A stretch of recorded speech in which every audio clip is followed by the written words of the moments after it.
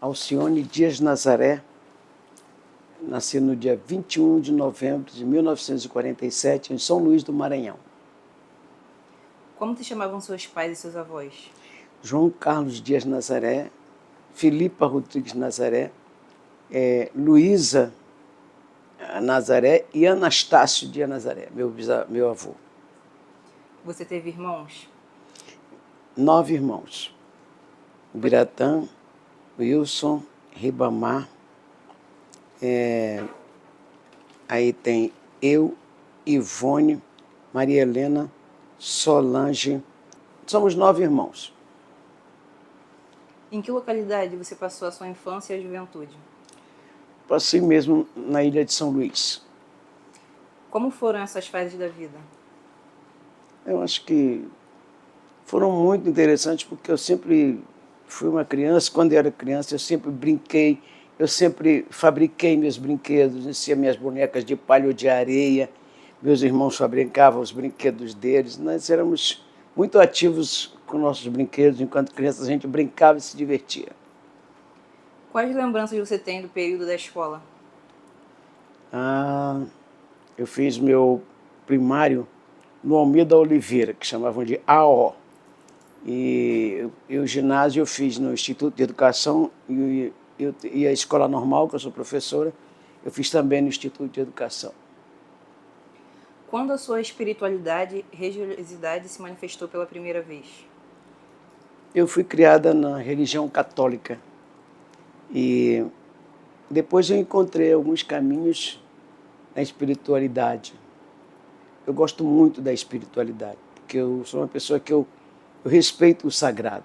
E acima da gente está Deus. Deus é o único ser supremo e é com ele que a gente deve contar. Você comentou que já foi professora, né? Você chegou a exercer a profissão? Exerci. Eu ensinei no Colégio São Luís só uma semana, mas depois eu fui expulsa da escola porque eu fui dar aula em cima da mesa do professor e me pediram para eu cantar. Aí já viu, eu achei que era um palco e acabei de cantar. Então o diretor chegou: Dona Alcione, estou aqui, não é um teatro. E me demitiu. Por isso que eu fui cantar, estou aqui até hoje. Seu pai queria que você seguisse a carreira como professora e você se apaixonou pelo trabalho com a arte e cultura. Como foi a experiência de lidar com essa quebra de expectativa familiar? No princípio não foi bem, porque eu sempre fui uma pessoa que obedecia meus pais. Eu fui educada para obedecer a meus pais. Então eu fiz primeiro a vontade dele. Ensinei em São Luís, no Colégio São Luís, e depois eu pedi a ele para eu seguir meu destino. Aí ele me mandou para a casa do meu irmão, que era aqui no Rio, José Ribamar. Então dali eu segui destino. Como foi a sua mudança de São Luís para o Rio de Janeiro?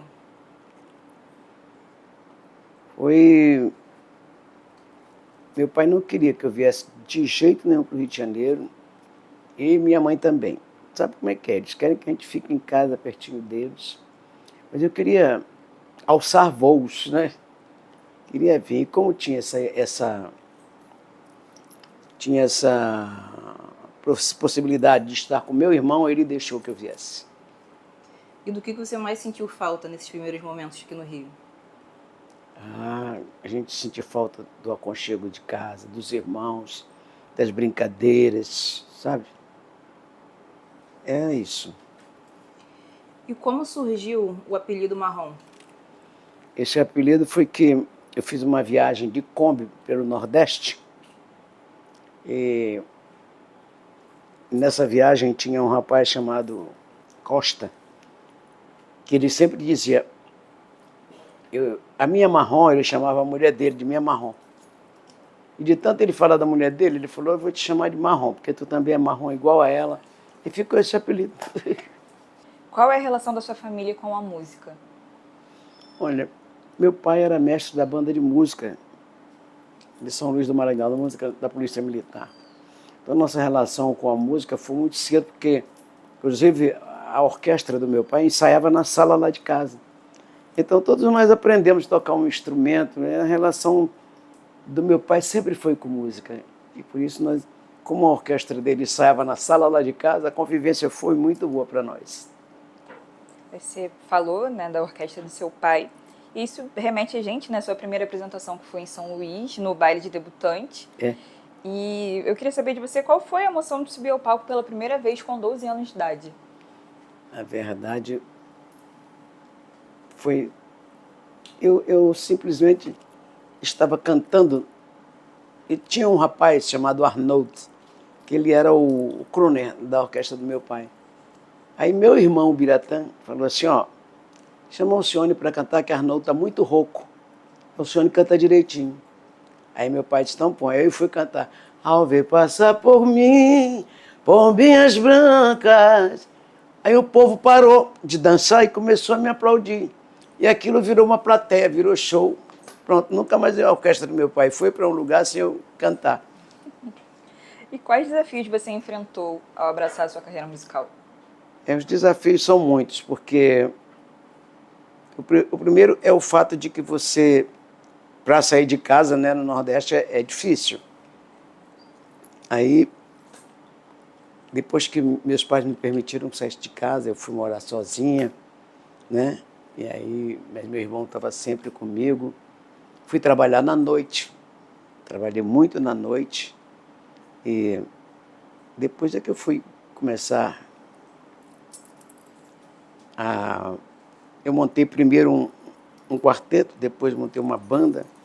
Enfim, e hoje estou aí. É uma carreira brilhante, muito longa, né? Muitos anos ainda pela frente, se Deus quiser. Mas eu queria saber qual é o momento da sua carreira que mais te marcou. Eu acho que foi quando eu fiz sucesso pela primeira vez com Não Deixe o Samba Morrer. Quando eu cheguei em São Luís, aí o prefeito me deu a chave da cidade, não tem essas histórias.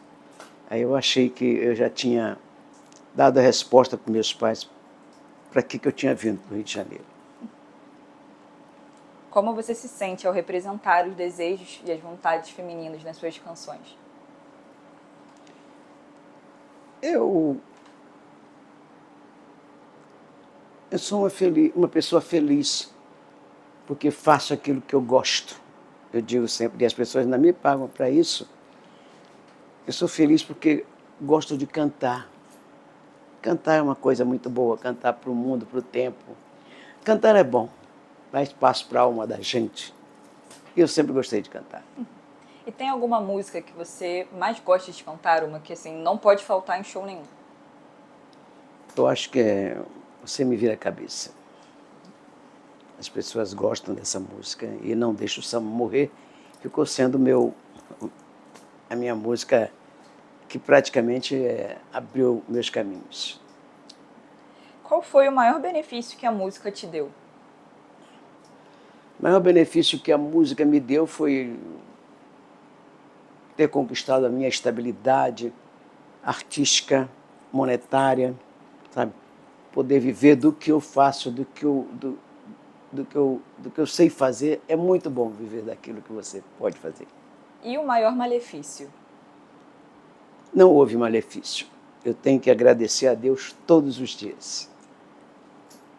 E o que você sente ao divulgar a cultura e a identidade maranhense para o mundo? Aí eu me sinto orgulhosa disso, porque o meu estado, né, onde eu nasci, onde ali cresceram meus irmãos, eu tenho o maior orgulho do meu estado, Maranhão. E eu tenho muito orgulho disso, de ser quem eu sou e de onde eu vim. Né? Porque a cultura da gente, a natureza da gente vem desses lugares. E como seu gosto musical ele foi moldado? Eu comecei ouvindo muito Ângela Maria, Dalva de Oliveira, sabe? Eu ouvi muito essas mulheres. Eu tinha um amigo no Maranhão, Antenor Bogé, que ele me botou para escutar Ella Fitzgerald a primeira vez. Eu digo, como que uma pessoa pode cantar desse jeito, né? Aí eu passei a conhecer essas mulheres, Sarah Vaughan, Ella Fitzgerald.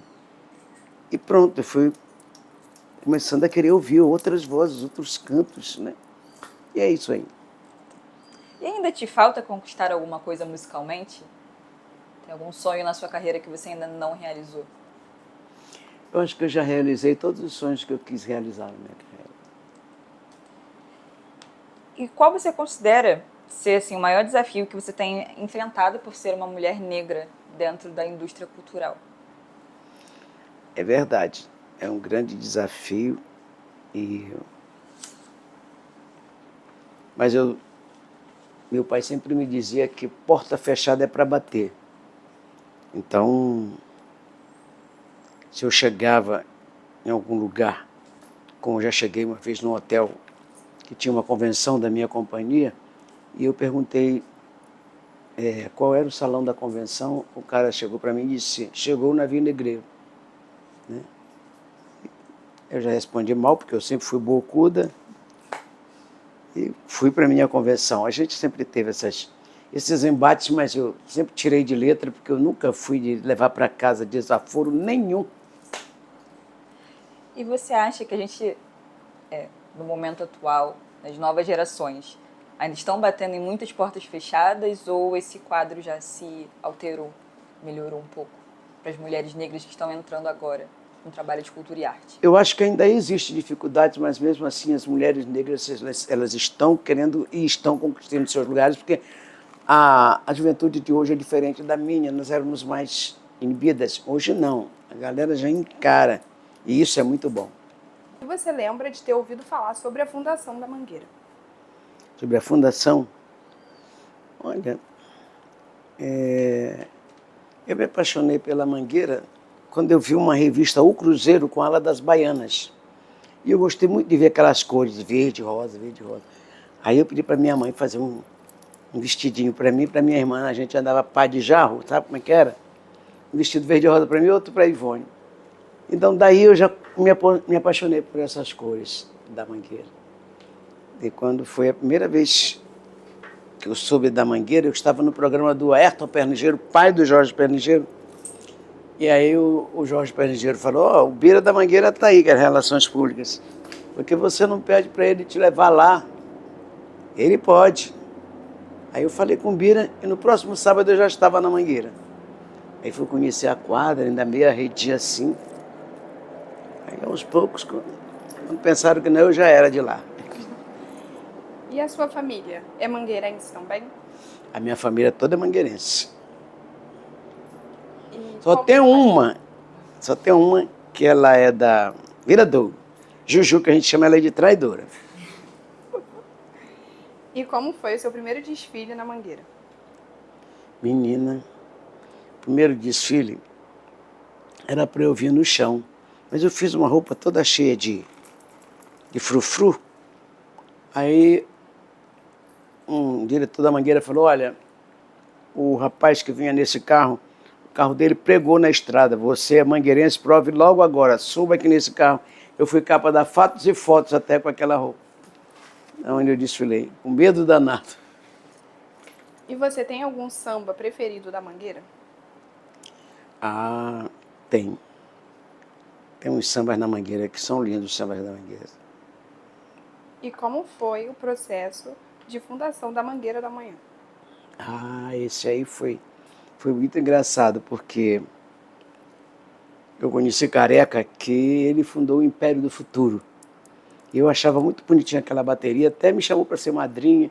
Eu digo, a Mangueira precisa ter uma escola como essa aqui. A Mangueira tem criança para isso, vive todo mundo correndo ali debaixo daquele viaduto, né? Aí eu falei com o seu Carlinho Dória, ele falou para mim assim, olha, nós não temos dinheiro para sustentar outra escola, a Mangueira é pobre.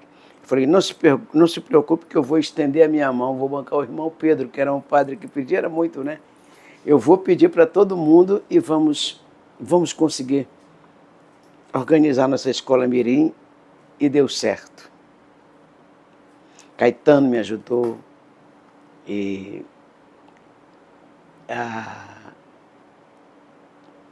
Caetano, Betânia, todos eles me ajudaram a dar sapato para a escola, todo mundo me ajudava. Dona Nilma e Dona Zica foram duas grandes matriarcas em Mangueira. Com certeza. E ajudaram na fundação da Mangueira da Manhã. Ajudaram. Você pode contar pra gente um pouco da função delas nessa contribuição? Dona Zica e Dona Nilma são figuras muito emblemáticas da escola né? Porque eram as pessoas com maior autoridade, né? Que podia ter naquela rua ou nesse Rio de Janeiro. No samba eram elas. Tanto que eu gravei um samba de Ney Lopes que diz assim: para resolver qualquer parada, enfrentar qualquer celeuma, duas coroas super da pesada, Dona Zica e Dona Nilma. Elas eram fundamentais para tudo isso e eu sempre tive o maior respeito por elas. E você acredita que seu trabalho com educação influenciou na construção da Mangueira da Manhã? Também porque ali as crianças, por exemplo, você ia distribuir uma coisa, fazia aquele aglomerado de crianças, vamos botar ordem aqui, gente, vamos aprender a fazer fila. Eles aprenderam a fazer fila e esperar a vez. E também, já escovou o dente hoje, todas essas coisas eram... Uma pessoa que me ajudou muito nesse processo foi Francisco de Carvalho, Chiquinho da Mangueira. Ele era muito bom nessa parceria, não é? E aquilo foi muito bom, fundamental para o nosso desenvolvimento na Mangueira. Como você se sente vendo hoje os frutos da Mangueira da Manhã tendo destaque na Mangueira Mãe? Eu acho isso muito lindo. Quando eu vejo essa bateria da Mangueira, né, que não é uma qualquer, eu me lembro que eu vi esses pequenos, tudo pequenininho. Meu Deus do céu. Hoje são eles que comandam, né? Tudo. E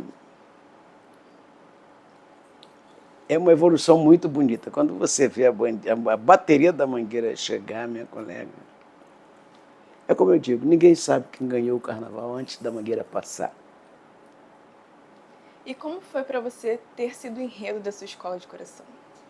Aquilo ali foi uma surpresa muito grande. Já pensou ser enredo da própria escola? Foi a maior honra que poderiam ter me dado nessa vida. Desculpa. Foi a maior honra que poderiam ter me dado nessa vida ser enredo da minha escola.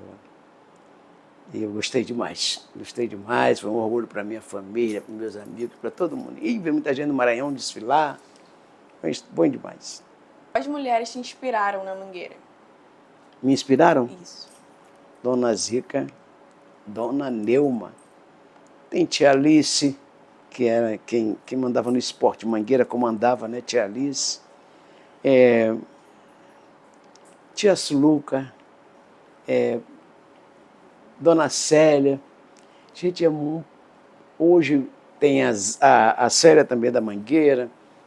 Nossa, Dona Maricilda, lá do Buraco Quente. Não me esqueço que eu saía da Mangueira e ia tomar aquela sopinha de Dona Maricilda. Oh, coisa boa. Muitas histórias na Mangueira que você não consegue esquecer. E quais te inspiram hoje? Na Mangueira? Isso. Bom, Mangueira hoje já é uma instituição, não é? Então, hoje o nome Mangueira ficou para sempre. Hoje o que me inspira é ter orgulho de ser mangueirense. Você fala que Mangueira vai passar, minha colega, negócio eu te digo. É a Mangueira, não tem jeito. Qual a sua opinião sobre o protagonismo feminino na direção das escolas de samba, as mulheres presidentas?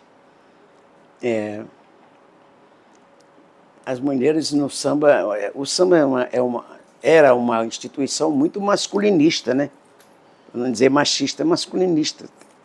Só os homens que podiam tocar na bateria, só os homens. Hoje já tem mulheres na bateria. Você vê bateria com muitas mulheres na bateria e o samba mudou. Quando houve essa integração, eu acredito que mudou para melhor. É muito bom isso. E quais suas sugestões mais urgentes para o futuro do carnaval? Eu não gostei desse carnaval em 3 dias. O carnaval tem que ser em 2 dias. Que isso, gente? Primeira coisa é tirar esse 3º dia. Carnaval é em 2 dias. E você disse minha sugestão para? O futuro do carnaval. O futuro do carnaval está aí. Em preservar as tradições do carnaval, em respeitar as escolas de samba, respeitar o integrante da escola de samba, em respeitar as tradições do samba. O samba tem uma tradição que é bonita. E o que você acha desse trabalho do Centro de Memória que busca registrar as memórias das mulheres que atuam e atuaram na Mangueira? Eu acho maravilhoso, magnífico. Você tem que registrar, passar para diante, para a história essa tradição, essa história das mulheres na Mangueira. E qual a mensagem que você deixa para as mulheres que faziam e fazem parte das escolas de samba?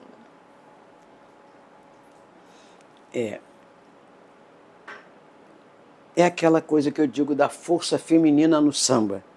Fazer parte dessa força feminina do samba para levar a escola adiante, não para ficar arraigado, não. A mulher pode tudo hoje em dia. Então, é juntar essa força, essa vontade, com a vontade que já existe na escola, para a escola ir adiante, progredir enquanto instituição. Muito obrigada. Obrigado a vocês. Quando eu não puder pisar mais na avenida, quando as minhas pernas não puderem aguentar, levar meu corpo junto com meu samba, o meu anel de bamba, entrego a quem mereça usar. Eu vou ficar no meio do povo espiando, a Mangueira ganhando e ganhando e ganhando e ganhando. Mais um carnaval.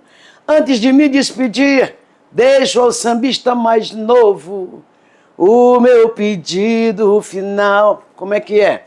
Não deixe o samba morrer, não deixe o samba acabar. O morro foi feito de samba, e samba pra gente sambar. Não deixe o samba morrer, não deixe o samba acabar. O morro foi feito de samba pra gente sambar. Obrigada. Muito obrigada. Valeu.